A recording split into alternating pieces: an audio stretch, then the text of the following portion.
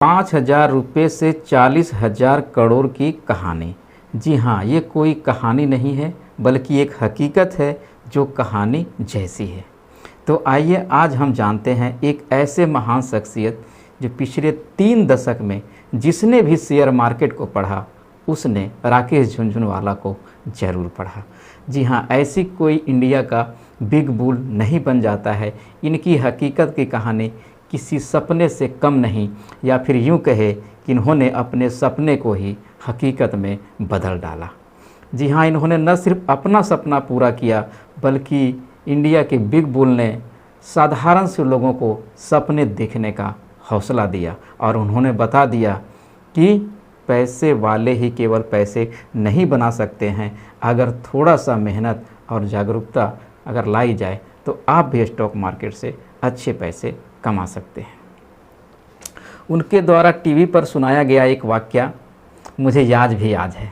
उन्होंने कहा था, मेरी वाइफ मुझसे कोई डिमांड नहीं करती, लेकिन उसकी कुछ दिनों से इच्छा थी कि उसके कमरे में एक एसी लग जाए। और वो 1990 का वक्त था, बीपी सिंह प्राइम मिनिस्टर बने थे और ये उनके फैसले को काफ़ी गौर से अध्ययन कर रहे थे और इन्हें भरोसा था कि बीपी सिंह का जो फैसला है वो देश में एक परिवर्तन लाएगा। और वो बजट का टाइम आज के दिन इन्होंने पूरे पैसे अपने लगा दिए और जैसे जैसे बजट बढ़ता गया इनके पैसे भी बढ़ते गए और बजट के रात में इन्होंने 20 करोड़ रुपए नेट कमा लिए। इन्होंने लेट नाइट घर आया और वाइफ से बोला कि हमारा एसी आ गया। आज वो हमारे बीच नहीं हैं और उनका 14 अगस्त को 62 साल की उम्र में देहांत हो गया, लेकिन वो करोड़ों लोगों के दिलों में आज भी ज़िंदा हैं और आगे भी ज़िंदा रहेंगे। हम लोग खुशनसीब हैं जो बिग बुल को देखा, वरना आगे आने वाली पीढ़ी तो सिर्फ बुल को शेयर मार्केट के लोगों या फिर चित्र में ही देख पाएगा। बिग बुल का जन्म 5 जुलाई 1960 को हुआ था हैदराबाद में और उनके पिता एक इनकम टैक्स ऑफिसर थे। उनके पिता अक्सर अपने दोस्तों के साथ शेयर मार्केट की बातें किया करते थे और ये अपने पिता की बातों को बहुत गौर से सुना करते थे।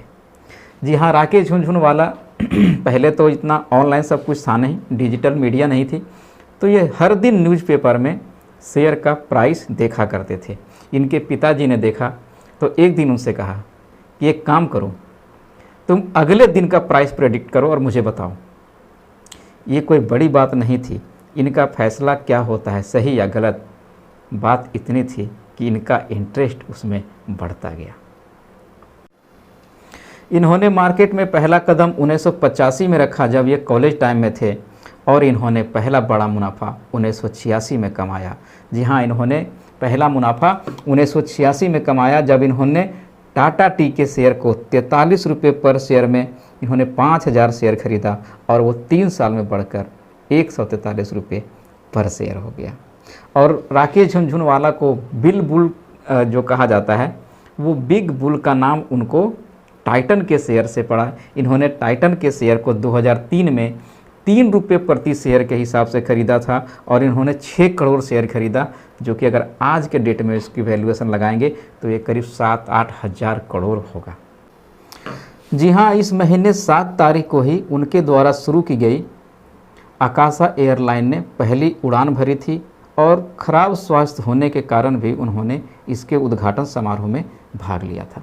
राकेश झुनझुनवाला का एक बात का मानना था कि जिस तरह आप बीमार होने पे एक डॉक्टर के पास जाते हैं, क्योंकि वो प्रोफेशनल है, उस चीज़ की गहराई को जानता है, आपकी बीमारी को पकड़ता है और आपकी बीमारी ठीक करता है, ठीक उसी तरह से आप अपने पैसे को मैनेज करने के लिए किसी ऐसे हाथ में दीजिए जो कि उस मार्केट की गहराई को जानता है। ये कोई खेल नहीं है बल्कि ये 24/7 का एक प्रोफेशनल जॉब है।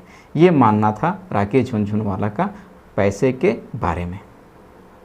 राकेश झुनझुनवाला एक जिंदा दिल इंसान थे और वो आज भी करोड़ों दिलों के अंदर जिंदा हैं।